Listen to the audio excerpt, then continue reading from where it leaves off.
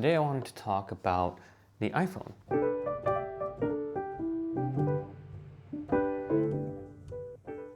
Hi, my name is Ulysses Aoki. I'm a photographer based in Tokyo. Today I wanted to talk about the iPhone, specifically the iPhone 15 Pro and the iPhone 15 Pro Max. Just because, these are very powerful tools right now that sit in your pocket. And by letting everyone understand it a little bit more, I wanted to enable everyone to utilize this tool to its full potential. The iPhone, as I said in the beginning, is a powerful camera. It can either be an entrance to a new hobby, which is photography, maybe, or it can either be an exit or a solution to certain issues that you have within your photography journey. Sadly, the iPhone camera can be a little bit confusing sometimes to understand it and what's really going on. And I also believe that the way Apple markets it is a little bit confusing as well, so I wanted to break it down a little bit more. Apple markets the iPhone 15 Pro and the 15 Pro Max as having 7 different cameras and lenses, but technically it is not. As you can see, obviously here, we only have 3 lenses, so let's break this down just a little bit more.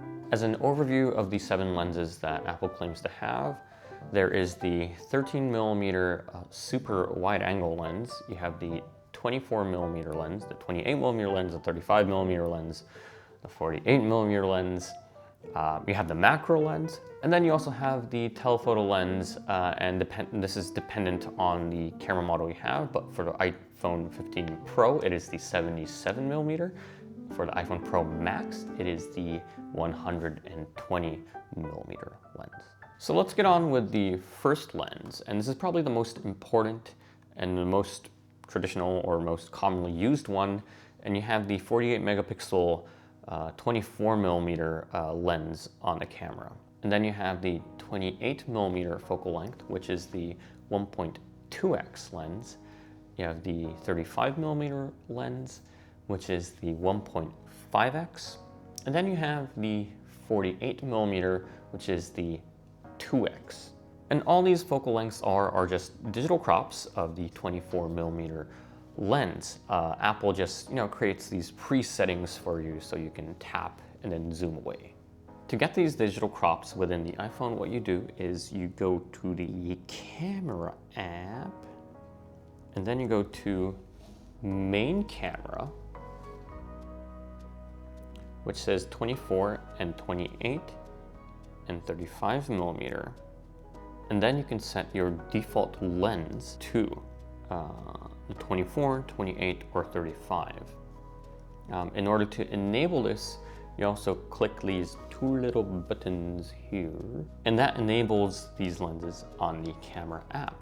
But then the question remains, why would you want to set these as your default lens in the first place? And why would you want to use the 2 times zoom? So let's get into that. The 28mm lens is very close to the 24mm. It feels raw, but it's not too distorted as much as the 24mm lens. Many famous street photographers traditionally actually have been using the 28mm lens. Some names are like Gary Winogrand and also Daniel Arnold. It's a very easy to use focal length, as you can take a photo of your beautiful girlfriend or boyfriend sitting across the table at you. You can take photos in the street very quickly, or you can take landscape photos with enough context within the photo. It is in fact quite a popular lens, and so much so that they are actually fixed lens cameras that use the 28mm, such as the Leica Q series cameras or the Ricoh GR series cameras. The next focal length is the 35mm, and this is probably the most common modern lens or focal length.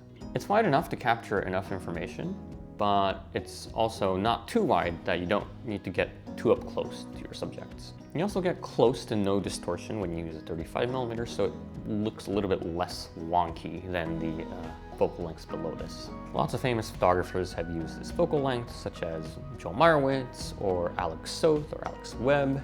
And even old cameras that use big film, like 120 film or 4x5 film, camera systems for those films even have some kind of equivalent of the 35mm length because just, very versatile. And then you have the 48mm focal length, which is basically the 2x of the 24mm lens on the iPhone. Consider it pretty much a 50mm focal length, which is probably the most historically important and commonly used lens or focal length of all time. It's said to look close to what a human eye might see, and is very versatile as you can use it for snapshots or even portraits. For something like landscapes, just stereotypically, you might be better off using something below a 35mm focal length. Next up, we have the 13mm ultra-wide lens, which comes with a macro feature.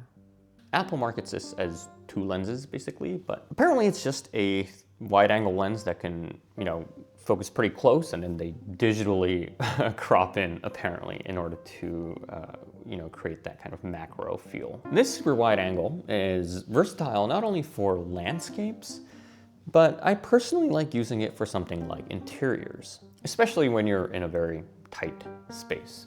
As I am in my flat in Tokyo, notoriously interiors here are very tight and small, so it is very convenient. Usually the 24mm, the standard lens on iPhone, looks generally, again, a little bit more flattering. So I would restrict usage of this wide angle actually, but it does come in handy sometimes. For example, when you want to make a space look bigger than it is in real life. Again, this is a lens with the macro feature, which switches automatically when you get close to a subject. This can be sometimes annoying, at least to me, because it automatically switches, and then again, since the macro isn't actually a lens, it's a feature, the image quality downgrades a lot, so be careful when you use this. Lastly, for the Apple iPhone 15 Pro, we have the 12 megapixel 77mm lens, which is the 3x, or for the iPhone 15 Pro Max models, you get the 120mm focal length, which is the 5x. In order to access this lens, all you need to do is open the camera app. If you have the iPhone 15 Pro, like me, then it says 3x on the very right, and you click on that. If you have the iPhone 15 Pro Max, then it would say 5x. For these lenses, you only get 12 megapixels, so once you start zooming in, the image can get really dirty and blotchy once you zoom a little bit too far. So, just to recap, as you can see, you only have, 3 cameras or lenses, but Apple provides you with software and digital enhancements that, create a little bit more versatility, and then boom, now you have your quote-unquote 7 lenses as a package. But beware, if you digitally, crop an image, again, things start to look blotchy, you lose a lot of the magic. So as much as possible, this isn't a must, but I would personally try to stay in the lane of, as much as possible, in the natural quote-unquote state of these lenses, which is again, the 24mm, or just the simple wide angle, or the 3x or 5x zoom. And again, just for personal preference, I try to stay away from using the 48mm, which is the 2x zoom, and the macro as much as possible. Okay, so thanks everyone for watching and listening. Let me know in the comments which lens you might enjoy the most, and best luck to you and your photography. See you, bye.